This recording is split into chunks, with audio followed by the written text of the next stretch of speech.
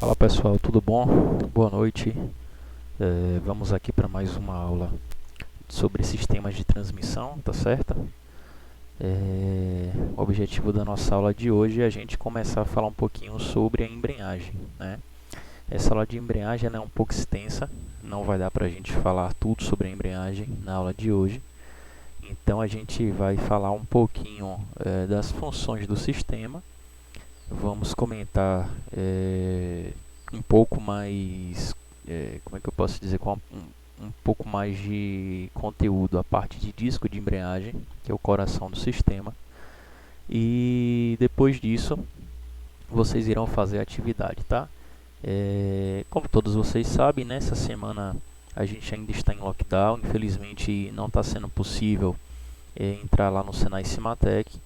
E por conta disso eu não consegui ainda fazer novas gravações, né? Alguns materiais eu ainda tenho na mão de algumas outras aulas, mas a parte de transmissão eu não tenho tanto material disponível. E aí para o conteúdo de embreagem, infelizmente, é um dos vídeos que eu não tenho aqui no Drive, tá? Então a gente na aula de hoje vai precisar utilizar aí de outras fontes aí, como YouTube, alguns links aí que eu deixei para vocês, para poder complementar o nosso conteúdo, tá certo? E aí eu procurei achar um videozinho até um pouco interessante, acredito que vocês vão gostar, que fala um pouquinho sobre a aplicação de embreagens de cerâmica e embreagens de carbono em carros de competição, né? Então, para aqueles aí que jogavam aí aqueles Need for Speed não sei quantos da vida, que o cara fazia meio mundo de alteração nos carros, você pelo menos vai ter uma pequena noção aí, né, do que é que pode, quais são os prós e contras aí desses tipos de disco de embreagem, tá? Bom, de qualquer forma, a embreagem em si, né, ela é um sistema que é instalado entre o motor e a caixa de mudança, tá? Então, por si só, a gente já percebe que é um sistema que vai permitir ou não a comunicação entre esses dois equipamentos. Então, para o motor conversar com a caixa de mudanças ou com a caixa de marcha, né, ou a caixa de velocidades, como vocês queiram chamar, vai ser necessário um sistema de embreagem, né? E aí nada mais é do que um conjunto de peças que se articulam entre si, e aí onde tem a função de acoplar e desacoplar o motor do sistema de transmissão, tá? Então, ele funciona como uma ponte, né? A gente tem um movimento gerado através do motor e esse movimento ele precisa ser transmitido para a nossa transmissão do automóvel, tá? Um fato é, Pedro, poderia existir um projeto de um veículo sem nenhum tipo de sistema de ligação ou desligação, né? Desligamento, aliás, né? Desligação não existe. Ou desligamento com a caixa de marcha? Bom, a priori, analisando grosseiramente, sim, poderia, né? A gente pode ter um carro sem embreagem nenhuma, tá? E o cara tentar aí passar aí a marcha aí pelo tempo, né? Tentar ser um perito, um piloto, né? Para poder conseguir vencer os obstáculos do dia a dia. Mas, né? Todavia, entretanto, seria algo um pouco difícil de acontecer, né? Principalmente na hora que você fosse funcionar o carro, né? Imagine você que já aprendeu a dirigir com um carro de câmbio manual, né? Você colocando o carro para funcionar sem uma embreagem, ou seja, você botando o carro para funcionar já engatado, já engrenado, né? Seria um negócio um pouco difícil assim, né? Da gente ver uma aplicação em massa, né? Mas, bom, o projeto pode existir, pode, mas, né, não se torna convencional, tampouco não se torna seguro. Então é necessário que a gente tenha um sistema de embreagem de forma que a gente consiga ora passar a rotação do motor para a caixa de marcha, né, e ora não passar essa rotação, de forma que eu consiga garantir o funcionamento do motor o tempo inteiro. Pedro, não entendi o que você quis dizer. Bom, pense vocês aí quando vocês vão sair com o carro de vocês, né? Vocês funcionam o carro, pisam na embreagem, colocam a primeira marcha. Depois você pisa na embreagem, coloca a segunda marcha, pisa na embreagem e coloca na terceira, e de repente, nesse meio tempo, você precisa parar o seu carro novamente. Então você pisa na embreagem e você coloca no ponto morto. Observem que nesse trajeto que vocês fizeram em ligar o veículo e colocar até o ponto morto, hora nenhuma o motor do carro precisou ser desligado, né? Então, por conta disso, o sistema de embreagem surge como um sistema que vai permitir essa progressão do movimento gerado no motor, sem a necessidade de você precisar desligar o motor do seu automóvel, né? Então, a gente não precisa estar desligando o motor do automóvel para poder estar efetuando as mais variadas, como é que eu posso dizer a vocês? Manobras do dia a dia, tá? Algumas funções básicas do sistema de embreagem, né? A primeira, né, como já é um desdobramento daquilo que eu expliquei a vocês, né? Transmitir o movimento de rotação do motor para a transmissão quando desejado, tá? Então, o sistema de embreagem tem essa primeira função. E a segunda, possibilitar um acoplamento com progressividade e, portanto, suave entre os dois. Essa questão de progressividade, ela relembra a nossa famosa meia embreagem, tá? Essa questão de progressão é você começar a passar o movimento e depois você passar 100%. E aí a gente relembra aí da meia embreagem, né? Que para aqueles que conseguem, né, não desmerecendo a todos, param no meio da ladeira, né, tiram um pouco o pé da embreagem e aí colocam um pouco o pé no acelerador e consegue permanecer com o veículo ali estável, né, sem o veículo ir para frente ou ir para trás, tá? Para aqueles que não conhecem ou que não conseguem fazer, né, aí eu recomendo uma autoescola aí para poder praticar um pouquinho, tá? Brincadeiras à parte aí. Bom, então como é que é feita essa ligação, né? A ligação do sistema de embreagem com o motor e o sistema de transmissão, ela utiliza um princípio básico.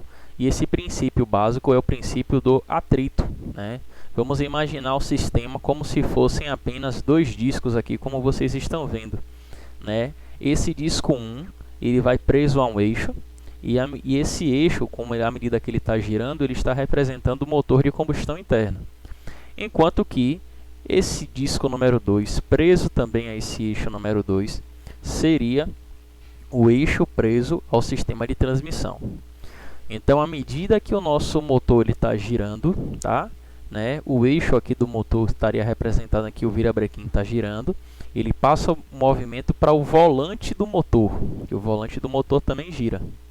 E aí o disco de embreagem, né, ele não é parafusado sobre o volante do motor. Ele basicamente é prensado, ou seja, ele é empurrado contra o volante do motor.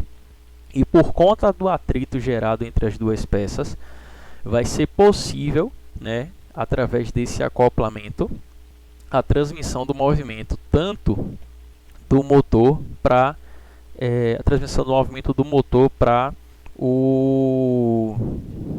a nossa transmissão, tá certo?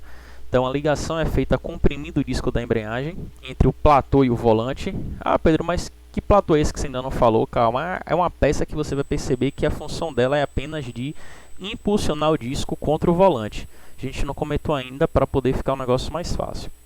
E esse disco, então, ele deve aderir firmemente para ele não patinar. O que é patinar? Deslizar, tá certo? Então, para ele não deslizar ao receber a rotação e o torque do motor, beleza? Bom, vamos seguindo. Aqui tem uma representaçãozinha desse sistema. Esse aqui é um sistema de embreagem mecânica, tá? É uma embreagem que é acionada via cabo. Então vejam aqui, ó, o número 5 aqui é o cabo, tá até em asterisco aqui, porque atualmente nós temos, para aqueles veículos ainda que utilizam embreagens, a gente tem um sistema mecânico, né, que é por cabos ou varões, apesar de que os cabos são os mais conhecidos. E nós temos também o sistema hidráulico, que atualmente é o sistema aí que tem sido mais utilizado de todos, tá? Na aula da semana que vem, possivelmente falaremos aí acerca aí desses dois sistemazinhos, beleza? Do tipo hidráulico e do tipo a cabo. Hoje a gente vai só comentar rapidamente, mas de forma a tratar com mais conteúdo, né, e com mais cuidado só na semana que vem. Então aqui, ó, a gente tem a representação, né? O número 6, o volante do motor. O número 1, que está aqui dentro, o disco de embreagem. O número 2, que vem aqui por fora do disco, ó, tá certo? Por isso que eu falei a vocês que a peça que vai impulsionar o disco contra o volante é o platô, que é o número 2, tá? A gente tem aqui também o número 3, que é o colar da embreagem, né? Ou conhecido também como rolamento da embreagem. O número 4 é o garfo, é a peça que vai acionar o rolamento, ou acionar o colar, como vocês queiram falar. O número 5, por sua vez, é o cabo, e o número 6 é o volante do motor, tá certo? Aqui mais uma imagenzinha, só que uma imagenzinha agora já um pouquinho mais colorida, né? A gente tem aqui o volante, o disco de embreagem, o conjunto dessas peças aqui, ó, platô, diafragma, que isso aqui também é chamado de mola membrana, tá?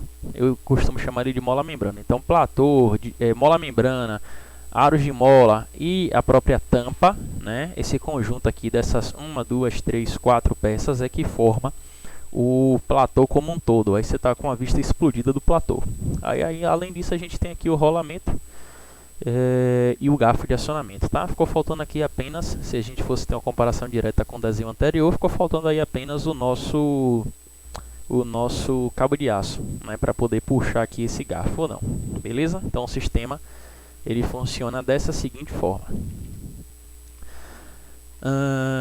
E aqui só representando, né, como eu disse a vocês, a gente não vai entrar nesse mérito ainda, mas a gente pode ter um sistema hidráulico e um sistema mecânico. Todos os dois têm a mesma função, que é de acionar e desacionar o nosso platô. Quando você pisa, né, no pedal da embreagem, o que você faz é forçar o rolamento nessas saliências aqui, nessas estrias que vocês estão vendo aqui da mola membrana, né? E consequentemente essa mola membrana ela vai permitir o retorno, né, do nosso disco de embreagem. Então o disco de embreagem ele recua, né, apenas alguns milímetros, coisa de 5 a 10 milímetros, de forma que ele não mais entre em contato com o volante do motor. A partir desse momento, né, não existe a passagem de rotação do volante em direção ao sistema de transmissão, tá?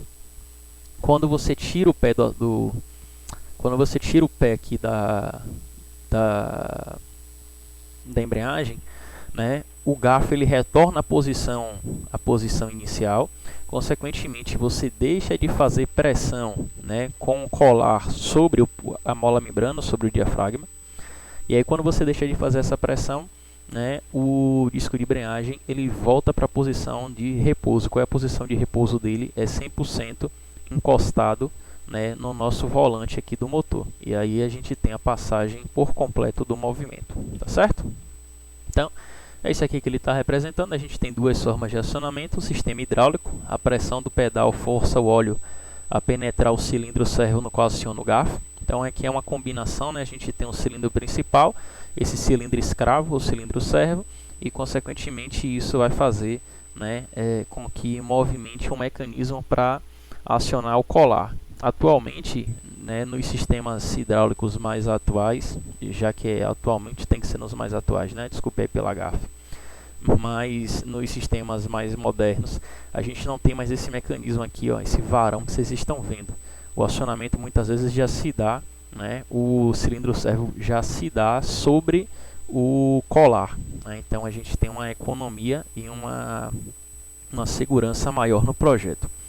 E do lado de cá, né, esse não é o tipo mais comum, né, com esse varão aqui. Tinha fugido da palavra varão aqui, tá? Mas não é o tipo mais comum. Dos mecânicos aí antigos, o mais comum ainda era por cabos, né? Esse aqui você vê que não tem nenhum tipo de cabo, tá? Aí ele tem aqui um tirante, né, que é o travão. Aqui só comentando rapidamente, né, a embreagem se constitui de um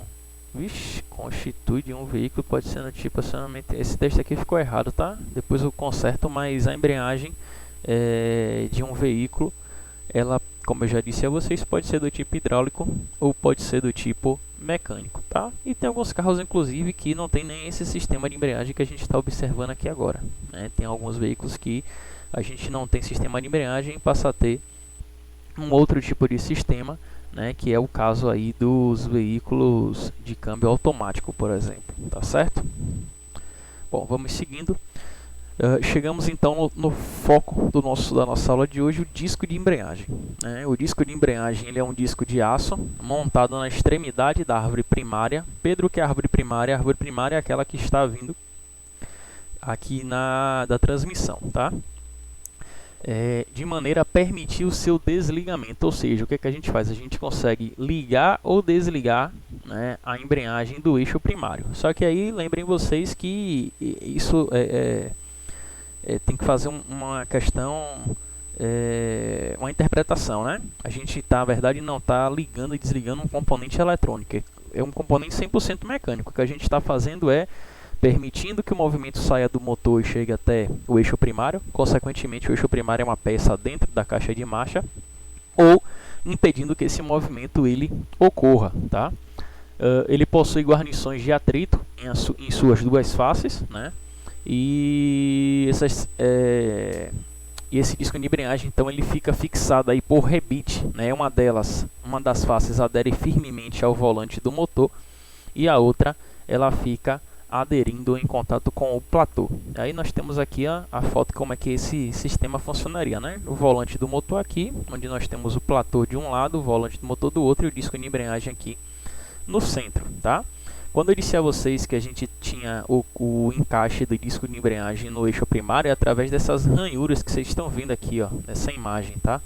Então o centro do disco de embreagem ele possui essas ranhuras, essas estrias, né? Ele é estriado de forma que a ponta do eixo venha a ser encaixada aqui, exatamente sobre essas ranhuras, tá? Então é um disco de aço revestido nos dois lados por uma faixa especial de lona, também chamadas de guarnições de atrito, tá? A gente vai ver que dependendo do material, se for um disco 100% voltado para cerâmica, se for um disco com alguns componentes que seja classificado em orgânico, ou se for um disco, né, de carbono, a gente tem diferentes qualidades, né, e diferentes, digamos assim, não vou falar defeito que fica parecendo que a peça é ruim, né, mas a gente tem qualidades aumentadas em um tipo e a gente não tem aquele benefício, né, que encontraria comparados a alguns outros, tá? Bom, vamos indo. Aqui é a fotozinha, né, de dois discos de embreagem. Essa que vocês estão vendo aqui, ó, é um disco de embreagem na caixa de marcha, tá? Aí essa pontinha aqui é a pontinha daquele eixo primário que eu falei a vocês, né? Então a embreagem ela vem, né, montada aqui. E aí percebam, ó, que não tem nenhum tipo de parafuso aqui que prenda a embreagem nesse eixo primário, tá? Aqui ao fundo a gente ainda teria a presença aqui, né, que seria aqui atrás, né, do nosso platô, tá? E essa extremidade aqui na frente é a extremidade que estaria entrando em contato com o volante do motor. Então na parte central há ranhuras que se encaixam na árvore primária, né? São essas ranhuras aqui. As superfícies das guarnições devem oferecer um alto coeficiente de atrito, afinal, né, é através do atrito que é possível então transmitir movimento do motor até a caixa de marcha. E por essa razão elas são fabricadas à base, né, de fibras misturadas com ligas de cobre e alumínio, tá? Isso aqui geralmente é o que acontece, né? Uma mistura aí, mas como eu disse a vocês, a gente pode ter outros componentes entrando nessa mistura, fazendo com que ela possa ser classificada de diferentes formas, né? A gente ainda hoje vai falar sobre isso. Alguns tipos de disco de embreagem possuem alguns entalhes, tá? Possuem também chamados de sulcos, né? Ou ranhuras, né? Que são justamente essas coisas aqui, ó, né? Essas ranhuras aqui, esses sulcos ou esses entalhes aqui, tá? Outra foto aqui, ó. Pronto, aí tem aqui, ó. Isso aqui, ó. Isso aqui é um entalhe ou um sulco, né? Bom, então a função desses entalhes ou desses sulcos, né, basicamente são duas. A primeira função é permitir a dispersão dos resíduos, né, proveniente do próprio desgaste normal, e a segunda é impedir a diminuição do coeficiente de atrito que esses resíduos causariam. Então observe, a gente falou a vocês que o disco de embreagem é um componente que ele utiliza, né, do seu altíssimo atrito para poder entrar em contato com o volante do motor e fazer a transmissão do movimento do volante do motor até a nossa caixa de marcha, né? Consequentemente, Esse material, né, que faz aqui as superfícies de atrito é um material bastante poroso, né? E aí, por ele ser um material bastante poroso, é normal que com o passar do tempo esse material ele seja desgastado, não é verdade? Inclusive, quando a pessoa vai tentar fazer uma embreagem, né, ou vai subir uma ladeira muito íngreme e tal, a gente tem um costume de ver isso acontecendo, né, do cara falar, rapaz, esse carro está queimando a embreagem, e a gente começa a sentir um odor característico no ar, né? Esse odor característico é justamente esse material de atrito que está tão aquecido, mas tão aquecido, que ele vai começando a se degradar de uma forma mais rápida, tá? Naturalmente, com seu uso no dia a dia, existe uma vida útil para essa peça. Quando se queima a embreagem, né, ou seja, quando uma parcela, né, quando o disco não está 100% firme sobre o volante, e o motor está girando com a velocidade muito alta, né, lembrem que a pressão ela nada mais é do que força dividido pela área, né? Então, se eu tenho uma área de 100% dessa face sobre o volante do motor, eu tenho uma pressão X. Só que se eu estou fazendo uma embreagem, eu reduzo um pouco o contato que a gente tem do disco com o volante. Consequentemente, a minha área de contato ela será menor. Então, se pressão é força sobre área e nesse momento a área ela é menor, a pressão exercida do volante do motor sobre o disco de embreagem passa a ser muito maior. Consequentemente, essa pressão ela não irá trazer benefícios para o sistema. O que ela irá trazer vai ser um aumento de temperatura naqueles pontos em que nós estamos conseguindo ter contato. E isso é que vai forçar o desgaste prematuro do disco de embreagem, tá? E aí a gente sente aquele odor característico de embreagem queimando. Consequentemente, né, seja numa situação extrema como essa que a embreagem está queimando, ou seja, numa situação de dia a dia, esse material poroso ele tende a se desgastar e se desprender aqui, ó, dessa cerâmica em que ele foi gerado, né? E se ele ficar, né, sobre a superfície de contato, né, ele vai diminuir o coeficiente de atrito entre o volante e o disco de embreagem. E aí, consequentemente, a gente não vai ter, né, 100% do movimento sendo repassado. A gente vai ter patinação. E isso é altamente prejudicial. Portanto, que existem esses entalhes aqui, tá certo? Esses entalhes eles vão permitir a dispersão desses resíduos. E além de permitir a dispersão dos resíduos, ele também, né, seria um fator agregado. Ele vai também permitir uma melhor dissipação térmica, né, do nosso disco de embreagem, tá certo? Como eu disse a vocês, é muito comum a gente ver esses entalhes ou esses sulcos, mas não necessariamente isso, né, como está essa foto aqui, é algo obrigatório, tá? Os sulcos radiais e as estrias, né, são quase que de uso exclusivo de embreagens secas. A gente tem a grosso modo dois tipos de embreagem, seca e úmida, apesar de que a gente tem um terceiro tipo que seria os embreagens de multidisco, só que essas estão incluídas nas embreagens secas, né?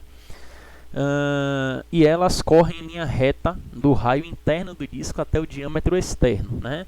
As estrias promovem a remoção da abrasão gerada, melhoram a circulação de ar e assim refrigera, evitando a adesão da superfície de rolamento no revestimento do disco, tá certo? Então ele está aí como uma peça para auxiliar no funcionamento do sistema. Para que o engate da embreagem seja suave, né, não seja um engate que venha trazer muito NVH, nem muita vibração, nem aspereza, né, são utilizados então molas. São essas molas internas aqui, é o que vocês estão vendo. Então essas molas aqui do disco de embreagem, elas têm a função de suavizar o engate e, consequentemente, as partidas, né, do automóvel. Quando eu falo partida, é quando você pisa na embreagem, liga o carro e aí o carro vai começar a se mover, né? Então vai tirar o veículo da inércia. Então é uma função dessas molas aqui de facilitar esse funcionamento. Inclusive, para aqueles que soltam o pedal de embreagem de vez no carro de vocês, né? Quando você solta o pé de vez, você termina, entre aspas, batendo o disco de embreagem no volante, tá? E essa batida repentina do disco de embreagem no volante, ela vai proporcionar, né, se essa situação ocorrer durante muito tempo, ela poderá proporcionar uma quebra dessas molas, tá? De alguma dessas molas. E aí, consequentemente, vai precisar parar o veículo para poder fazer uma manutenção. Pedro, onde é que isso mais acontece? Duas situações, né? Eu geralmente costumo comentar só uma, mas são duas situações. A primeira em taxista, né? Que não é nem taxista, mas pessoas, deixa eu reformular, pessoas que dirigem durante muito tempo o automóvel e que são inexperientes. Pronto, então não são taxistas, né? Mas o que mais acontece é motorista de ônibus. Aí você vai dizer, hoje para motorista de ônibus não é um cara experiente, mas geralmente motorista de ônibus não tá ligando para nada, né? O cara pega o buzu e acha que está dirigindo um trator. Então, muitas empresas de ônibus apresentam problemas aí como esse da quebra dessas molas internas aqui, dessas molas de absorção, né, do nosso disco de embreagem. Então essa mola interna, mola de absorção, também é chamada de mola segmento. Ela fica localizada entre o disco de revestimento da embreagem, fica ali naquele centro, né? Trazendo então elasticidade axial. Aí ele só complementa o texto, né? A placa de pressão da embreagem deve primeiro ir contra a força de amortecimento da mola de segmento, pressionando o disco de embreagem contra o volante, e assim faz com que o acoplamento aí seja um pouco mais suavizado, beleza?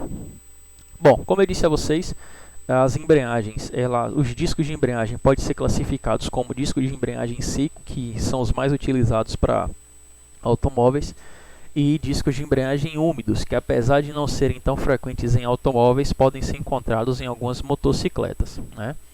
Os discos de embreagem úmido, como o próprio nome já está sugerindo, né, são discos de embreagem que trabalham banhados em óleo, e aí eles são usados para aplicações de alto torque, uma vez que eles operam em situações com mais energia e calor intenso. Não necessariamente seria apenas alto torque, tá?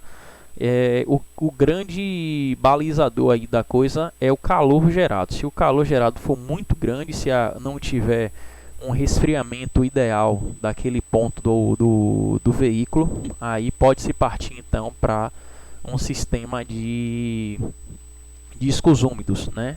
Uma vez que o óleo que está dentro desse sistema ele termina auxiliando aí no refrigeramento aí, beleza? Vou comentar um pouquinho sobre os três tipos de revestimento de embreagem do tipo seco, e daqui a pouco a gente retorna para o tipo úmido. O revestimento do tipo seco, que justamente é essa parte aqui, né? Essa parte de atrito que entra em contato. Como eu disse a vocês, ele pode ser em até três tipos. O revestimento que são orgânicos, classificado como orgânicos, são mais baratos, tá? Por questões de conforto, elas são utilizadas principalmente no setor automobilístico, em carros de passeio leve, tá? Consiste basicamente em fios que são incorporados em resinas. Aí é uma mistura, né? Fibra de vidro, aramida, celulose, latão, fio de cobre, misturados com resinas, borrachas e enchimentos. E o disco de revestimento orgânico é normalmente rebitado a mola segmento do disco de embreagem, tá? Como a gente tem o costume de falar que ele está incorporado em resina, borracha e tudo mais, essa somatória dessas coisas aqui ficam meio que caracterizadas como um disco de embreagem cerâmico, tá? Cerâmico, meu Deus. Sim, acho que é. Deixa eu pular aqui. Pronto, isso mesmo, cerâmico. Eu estava aqui com a cabeça em sinterização e estava confundindo o que era a sinterização. Bom, mas são classificados muitas vezes também como os cerâmicos. Então, eles são tidos como o primeiro disco cerâmico, né? E aí houve uma evolução e chegou nesses, hoje, né, os cerâmicos de referência. Né, são utilizados para cargas pesadas, especialmente para tratores ou máquinas de escavação, e o material de revestimento é sintetizado diretamente na flange ou rebitado a elas, né, utilizado mais em veículos específicos ou em competições. Então a gente vai ter um tipo de cerâmica mais simples, que são utilizadas para carros de passeio. Essa daqui já é misturada, como eu disse a vocês, fibra de vidro, aramida, celulose, borracha, enchimento, um monte de coisa. Ou um tipo que também é de cerâmica, só que agora é um pouco mais especial, tá? E aí nesse caso ela utiliza até alguns metais mais nobres, como o próprio alumínio, por exemplo. E por fim a gente tem o terceiro ou o segundo, né, e último tipo, que é o revestimento de carbono. E é um subgrupo de revestimento orgânico. As fibras de carbono inseridas no revestimento, elas são utilizadas para aumentar a rigidez e a resistência à temperatura, e aí, devido ao seu alto custo e reduzido conforto de deslocamento, sua aplicação é mais comum apenas em veículos de competição. Vocês já devem ter percebido que qualquer coisa na automotiva que use carbono é mais aplicada a veículos de competição, né? Ela não traz suavidade nem conforto, porém a resposta dela em relação a desempenho se torna muito maior. Saindo das embreagens secas, a gente tem as embreagens, como eu disse a vocês, banhadas a óleo, né? Ou também chamadas de embreagem úmidas. Elas têm elevada capacidade térmica porque o óleo que está presente nesse sistema, ele termina dissipando o calor, né? Entretanto, as perdas por arrasto na posição acoplada são sensivelmente piores que da embreagem seca. É o que justifica aí, além do preço, do custo, a sua não utilização de larga escala em veículos de passeio. As embreagens em banho de óleo são mais utilizadas em caixa de transmissão de variação contínua, CVT, ou até mesmo câmbios de dupla embreagem, tá? Mas não são encontradas aí não são tão encontradas em câmbios 100% manuais, 100% mecânicos. O uso em caixas de câmbios sincronizados é problemático, né, devido à elevada sobrecarga de sincronização por viscosidade do óleo, tá? Então, por isso que a sua aplicação se torna um pouco mais restrita apenas a câmbios CVTs ou câmbio de dupla embreagem. Ou motocicletas, né? Motocicletas geralmente são mais fáceis de utilizar uma caixa como essa. Como a gente fala então de dupla embreagem, né? Embreagem dupla úmida, né? Ela pode não toda embreagem, calma, nem toda dupla embreagem é dupla úmida, tá?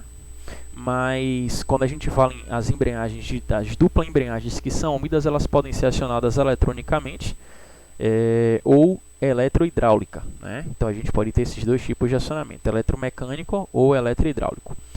A unidade hidráulica necessária para acionar e resfriar a embreagem consiste de uma bomba para fornecer um fluxo de óleo de resfriamento e para acionar a embreagem, bem como um bloco de válvulas para controle. Então não é um sistema tão fácil da gente adaptar. Saindo um pouquinho dessa questão aí de embreagem seca e úmida, né, e voltando agora para o que seria a embreagem seca, a gente tem a embreagem caracterizada como multidiscos. Essa daí já é uma aplicação muito mais voltada para carros de competição. Então, os discos da embreagem multidisco são os elementos centrais de acoplamento da embreagem, né? Como o próprio nome está sugerindo, multidisco, a gente não tem apenas um disco, né? A gente tem uma junção de 4, 6 discos, né, para poder formar um sistema só. E cada disco projeta-se para uma aplicação diferente que possibilita reduzir a oscilação da rotação, além de amortecer e reduzir o ruído e o desgaste da transmissão, né? Então, a gente está vendo aqui um tipo aqui de volante montado, né, sobre uma embreagem multidisco.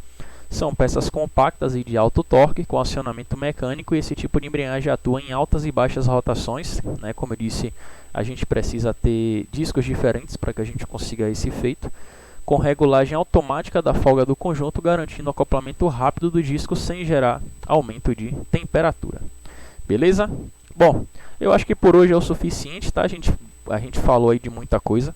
Nós vamos ficar por aqui. Peço a vocês que olhem aí no Google Class qual é a atividade de hoje para esse vídeo que vocês acabaram de assistir, e depois terminem assistindo os outros vídeos e dando uma lida no material que está em anexo para poder responder a segunda questão, tá bom? Um bom final de semana. Na semana que vem a gente tem aula síncrona, tá?